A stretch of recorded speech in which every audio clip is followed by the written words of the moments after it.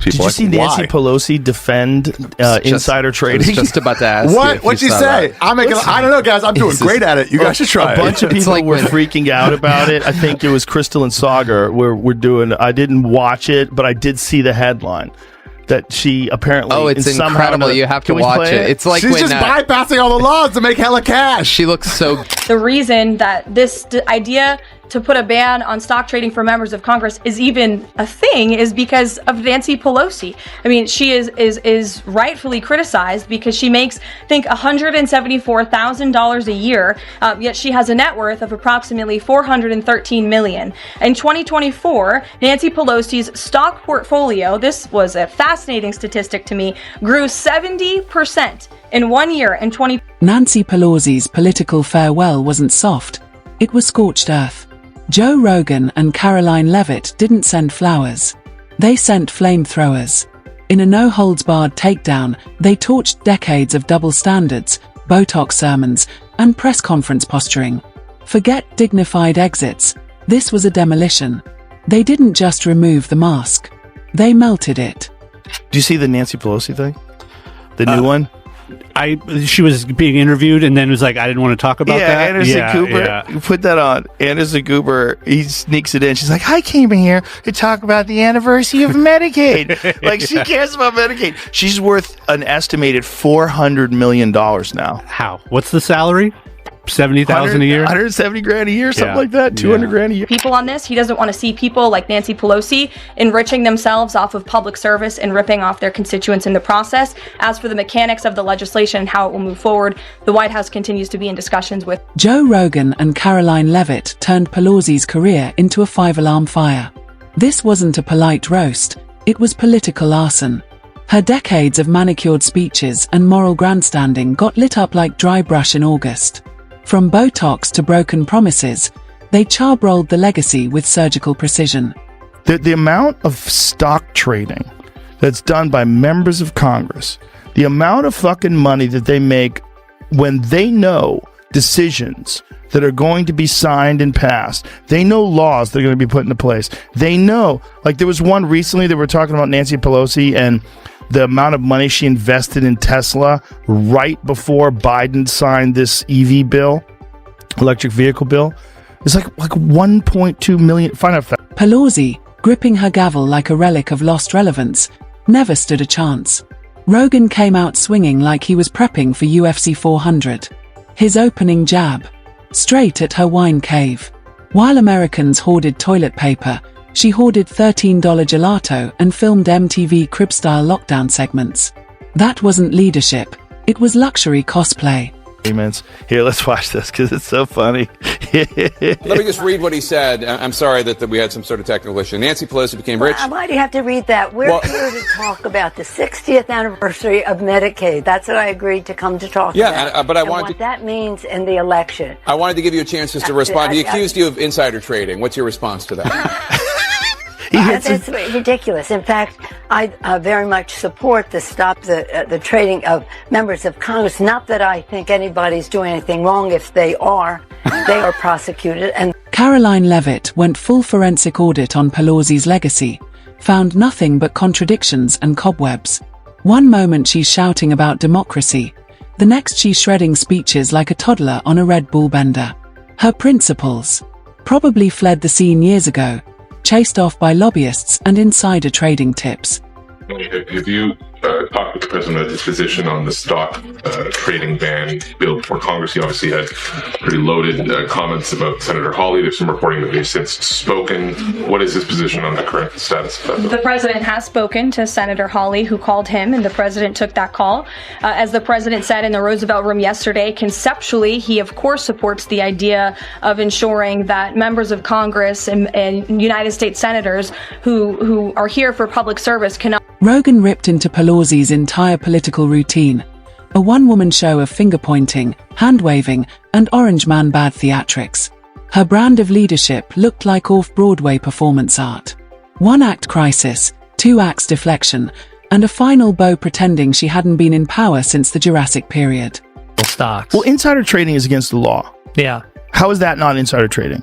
Right. If you know that someone's going to sign a bill and that bill is going to be a massive boost to the electrical vehicle industry, just as an example, and you know that bill's going to be signed, so right before that bill's signed, you buy a fuckload of stock in electrical vehicles, and then the next day or whenever it was, that bill gets passed, and then that stock goes up, and you make a shit ton of money. Watching Pelosi speak is like watching a malfunctioning animatronic at a haunted Chuck E. Cheese.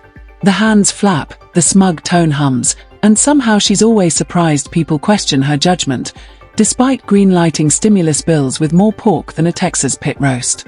2024, and her portfolio outperformed every single large hedge fund in that same year, and even more than doubled the returns of Warren Buffett's Berkshire. Years later, Nancy Pelosi can thank President Trump today for the 104% retaliatory tariff that will be going into effect on China. In 2007, Chuck Schumer spoke of our nation's crippling trade deficit, saying these are the kinds of records the American people don't want us to be breaking. The administration needs to move beyond words, take action now to reverse a trend that threatens our prospects for future. Rogan melted Pelosi's plastic public image like a blowtorch to a Barbie doll. Color-coordinated outfits and media-friendly sound bites couldn't hide a career dedicated more to narrative control than actual progress. If it wasn't a photo op or impeachment season, she wasn't interested. So transparent, and it's right in front of your face, like the Nancy Pelosi situation. She's never made more than $175,000 a year. She's worth $100 and something million. Did you ever see the one where they confronted her about being able to insider trade? You never saw that? No. It's wild. Over the course of your career, has your husband ever made a stock purchase or sale based on information he's received from you? No, absolutely not. Pushes the mic away. Hypocrisy is etched into Pelosi's political DNA. She condemned division, while building the blueprint for it. Every speech was less about unity and more about stirring up MSNBC panels and Twitter mobs. And when cities burned, she showed up in a Kent cloth like it was costume day at the Capitol. That wasn't justice, it was marketing. Joe wasn't subtle. He called out Pelosi's addiction to performance politics. Karoline dropped the MIC by exposing Pelosi as a performer, not a public servant. Her greatest achievement: blocking real change while staging emotional presses. Watching the panic in her face, realizing that Trump is now president, and they're talking about literally going after her for insider trading, and the undeniable evidence that they have had better results on the stock market than literally anyone ever. Yeah. And they have access to information about laws that are going to be passed. Yeah. If that's not insider trading. Rogan closed hard. How can someone serve half a century and leave everything worse? The answer: easy. Fixing things was never the mission. Pelosi's game was always about clout, not country. Her graceful exit was really a slow-motion retreat wrapped in photo ops and fake applause. She's older than Biden. Like, chill out. Go on a vacation. The things he says are so inappropriate for a president of the United States. The comments he makes about women. Also, why are you still doing it? You're older than Biden. You're asking me about the appropriateness of the actions of this president? So completely inappropriate in so many ways. It's almost a given. It's not even about the money. It's about access, the power. He comes in with doggy-doo on his shoes, and everybody who works with him has that on their shoes too. The people who carry your bags and toady app. As Pelosi rides off into a carefully curated sunset, what's left behind is a trail of bloated legislation, legacy media swooning, and a political resume long on optics and short on results. Rogan and Leavitt didn't just criticize, they stripped the illusion bare. Pelosi wasn't a revolutionary. She was a relic with a great publicist. In June of 1996, Nancy Pelosi spoke on the House floor. She urged her colleagues at the time to fight against the status quo trade policies that had contributed to America's trade deficit with China. In fact, Nancy Pelosi said, "How far does China have to go? How much more repression? How big a trade deficit? How many jobs have to be lost for the American workers? How much dangerous proliferation has to exist before members of this House of Representatives will say, 'I will not endorse the status quo'?" Those are the words of Nancy Pelosi in 1990. Closure. Not even close. Rogan kept digging, finding a hollow legacy propped up by ceremonial ribbons and stage lights. Her greatest skill: blocking progress while posing as its gatekeeper. Karoline nailed it. Pelosi didn't mentor the next generation. She strangled it in its crib to keep her own power intact. Hold on. Pelosi's husband invested in Tesla, but not as viral post claims. Okay, so it's bullshit. House Speaker Nancy Pelosi purchased $1.25 million in stock from the electric vehicle company Tesla a day later on. Joe went for the jugular on insider trading. How does the Speaker of the House beat Wall Street's best year after year? Spoiler, it's not luck. It's legislation perfectly timed with portfolio spikes. Her answers: part stand up, part cover up. Karoline clapped back at Pelosi's farewell tour, calling it what it really was, pageantry for a self-declared monarch. Yeah. Because this is a free market and people, we're a free market economy. They should be able to participate in that.